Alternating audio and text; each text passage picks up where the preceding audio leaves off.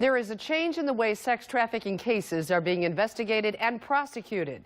The addition of the Federal Human Trafficking Task Force is helping law enforcement go after higher-level perpetrators. So many cases where little pieces of information. UT professor Dr. Celia Williamson says federal involvement in this task force has brought a whole new level to these investigations. We picture the pervert living under the bridge. Williamson from the Human Traffic Coalition says it's quite the opposite. When we think about buying children as the premium product in human trafficking, that's an expensive product, and so you have to be able to afford that product. Williamson headed up a 2012 study asking victims of human trafficking who their customers were.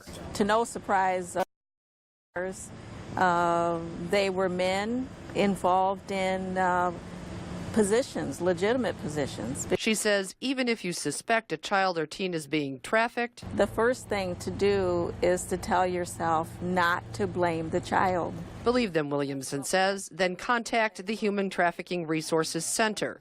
You don't need specifics or even solid proof at that point. Little bits of information add up. Kind of our social network and expert on the task force. This officer is part of the local human trafficking coalition that works with the federal task force. We can't show his identity. The last thing they want to do is get up and testify against their trafficker. That's why he says each tiny bit of evidence is necessary to successfully prosecute these cases. Our cases are pretty tight if we're bringing them to the federal system, to Department of Justice. And the U.S. attorneys, we're going to get a conviction. Investigators tell us they try to make their cases airtight, tight enough that they can come up with an acceptable plea deal that further protects the underage victims in these cases.